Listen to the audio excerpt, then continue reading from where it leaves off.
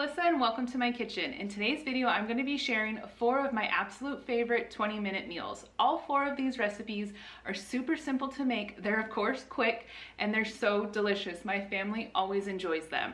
All right, so enough of me talking. I'm sure you want to see the recipes. So I hope you enjoy the video. Let's go get started. So to start us off, we're going to be making the super crispy and flavorful honey garlic chicken.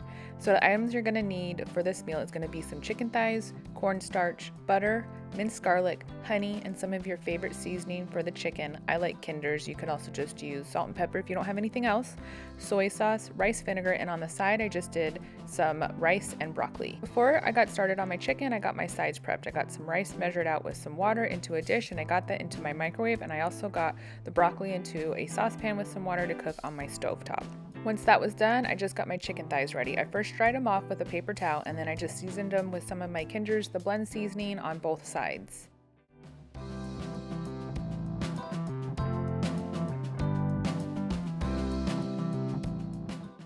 I then got about a half a cup of cornstarch onto a large plate, and I dredged the chicken thighs on both sides in the cornstarch, and then I gave each one a good shake just to remove any of the extra cornstarch.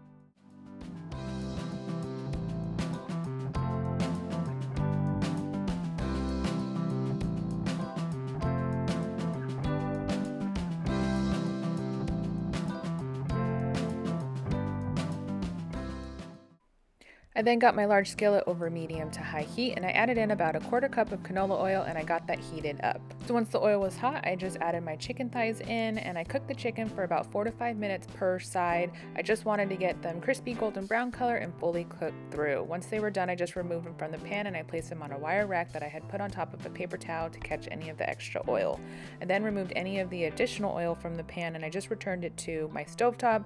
I placed it on about medium to high heat, and I added in 3 tablespoons of butter, and then I added in about 4 to 5 tablespoons of honey, 3 tablespoons of low sodium soy sauce, 2 tablespoons of minced garlic, and about 2 tablespoons of rice vinegar to the pan. I let it heat up just for a few, and then I added in my chicken back to the pan with the sauce. I cooked the chicken in the sauce for about a minute, and then I flipped it and cooked it for another minute. So when the chicken was done, I just dished it onto my serving plate, and I poured all of that remaining sauce right over that chicken. Look at how good that looks. So I'm not gonna lie, this chicken recipe is super messy to make, but oh my goodness, it is so worth it. The chicken comes out light, crispy, and delicious with a sweet and garlicky flavor. You won't be disappointed if you make this. So the next delicious quick meal I have to share with you is this creamy lemon shrimp scampi. So here are all of the ingredients you're going to need for this meal. You're going to need some shrimp, the juice of 2 lemons, I'm only showing 1 here, but you're going to need 2, some linguine pasta, some parsley, arugula, Parmesan cheese, some butter, some heavy cream, minced garlic, and then olive oil. So to start, I first got a large pot with some water and a generous amount of salt in it onto my stovetop to start heating up to cook my pasta. Next, I tossed my shrimp with the juice of about 2 lemons. You want to reserve just a little bit of lemon juice for our next step that I'll be sharing, and then 2 tablespoons of olive oil, about 2 tablespoons of minced garlic, and about 1 tablespoon of parsley. I also added in some salt and pepper and just a few dashes of Tabasco sauce just for a little bit of a kick, but if you don't want it spicy, it's completely optional.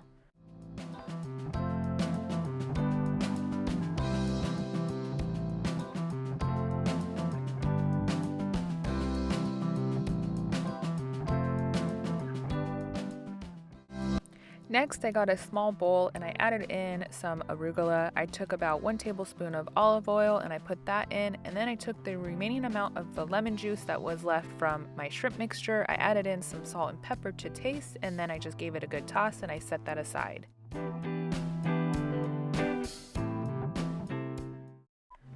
So by this point, my water had come to a boil, so I added in my pasta and just cooked it according to the box directions. I then moved on to get my shrimp cooked up. I got a large skillet over medium to high heat, and I added in about 3 tablespoons of butter. I let that cook down and just heat up for just a few. I then added in my shrimp mixture along with a quarter cup of heavy cream. So I used already pre-cooked shrimp, so I only cooked this for a few minutes just to incorporate all of the flavors and heat everything up.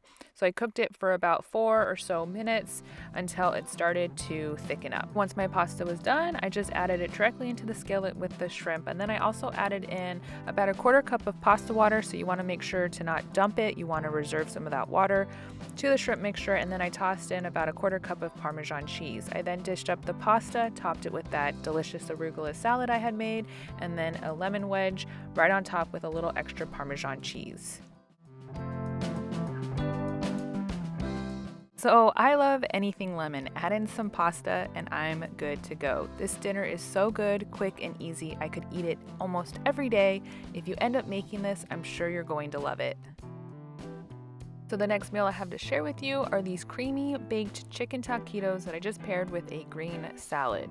So here's everything you're going to need for this meal. You're going to need some form of shredded chicken. I love using the rotisserie chickens that you can find at the grocery store because it's just super easy. And then some cream cheese, some green onion, sour cream, some salsa, some queso fresco cheese, some shredded cheddar jack cheese, some corn tortillas, avocado, tomato, and then for seasoning, some garlic powder, cumin, smoked paprika, onion powder, and then some salt and pepper.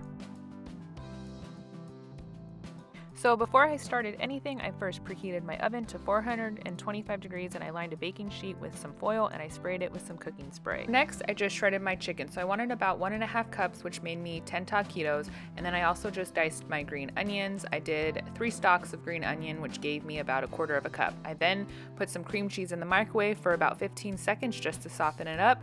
And then after, in a medium bowl, I mixed 1.5 cups of my shredded chicken, 3 ounces of my softened cream cheese, 1/4 cup of my green onion, 1/4 cup of salsa, any heat that you want. I just did mild, 1/4 cup of sour cream, and then for seasoning, I added in about 1/2 teaspoon of smoked paprika, 1 teaspoon of garlic powder, 1 teaspoon of onion powder, and then just some salt and pepper to taste.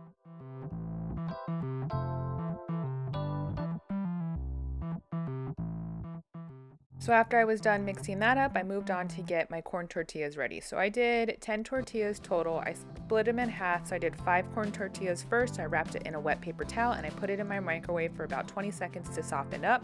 And then I did the other 5 for another 20 seconds.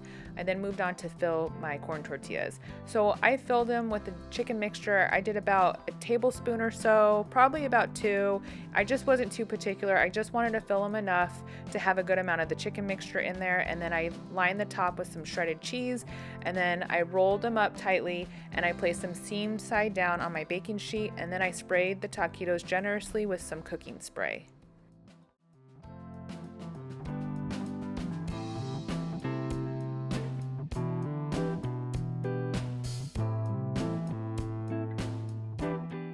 So when I was all done with them, they were ready to go in the oven. So I put them in the oven and I baked them for about 15 minutes. If you want to get them really crispy, you can always put them in the broiler at the very end for about 2 minutes or so. So here's everything I prepped to top on top of the taquitos. I have some sour cream, some queso fresco cheese, some tomatoes, some lime, cilantro, and some guacamole. I also made a dipping sauce with the rest of my mild salsa and some sour cream, and then a green salad with romaine lettuce, some tomatoes, and some of the queso fresco cheese as well.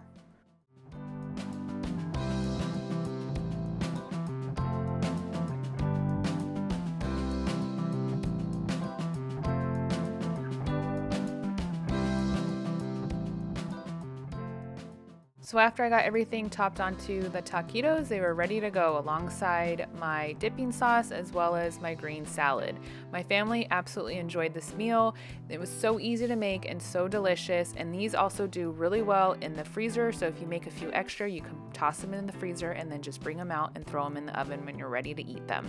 So the last 20-minute meal I'm going to be sharing with you is one of my all-time favorites, and it's the glazed honey salmon bowls. So here's everything you're going to need for this meal. You're going to need some type of lettuce for your salad. I like to use romaine for this meal. You'll need some rice. I like to use minute rice just because it's super quick, but you can definitely use any other rice that you enjoy. You'll need some honey, lemon, cucumber, avocado, butter, salmon fillets, olive oil, sesame oil, soy sauce, and then to season your fish, you can do some salt and pepper and garlic powder, but I just like to use the Kinder's the blend seasoning because it has all of that in there, and then some smoked paprika. And then to top on your bowl, you're going to do some sesame seeds, and then optional, you can use furikake and sriracha if you want it a little spicy. And then missing in this lineup is chili oil that I mix with my cucumbers as well as some sliced carrots and edamame. Before I get started on my fish, I want to get my rice cooking because this salmon cooks up so fast. I get my rice measured out and put into the microwave to start cooking. I then moved on to prep my salmon. So I dried my salmon fillets on both sides with a paper towel, and then I seasoned it with some Kinder's The Blend seasoning. If you don't have this, no worries. Like I said earlier, just use salt, pepper, and some garlic powder. And then you also want to use some smoked paprika.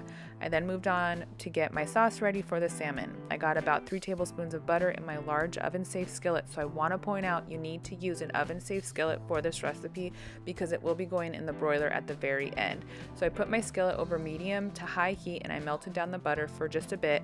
I added in about 3 teaspoons of olive oil and then 4 tablespoons of low sodium soy sauce and about a half a cup of honey and 2 teaspoons of sesame oil. And then I added in about 2 tablespoons of minced garlic, 3 tablespoons of water, and the juice of 1 lemon, which is about 2 to 3 tablespoons. I gave it all a good stir and I let it boil for just a few, and then I added in my salmon fillets. So if you're using salmon fillets that have skin on them, you want to make sure you put them skin side down. I cooked my salmon for about 3 to 4 minutes. While it cooked, I spooned the sauce over the top of the salmon to baste it. After I was done cooking it on my stovetop, I got the pan into my oven and I turned the broiler on high and I cooked it for about 5 to 6 minutes, just keeping a close eye on it so it doesn't burn. So as my salmon cooked, I prepped everything for my salad bowl. So I sliced up my cucumber and I mixed it with about 1 tablespoon of chili sauce. I also sliced up an avocado and I thinly sliced some carrots. So once I pulled the salmon out of the oven, I carefully removed the skin and I moved it to a plate where I drizzled a little bit of the sauce that was left in the pan on top of the salmon. I did save some of the sauce in the pan so I could top it on my salad bowls once they were done, kind of like a dressing.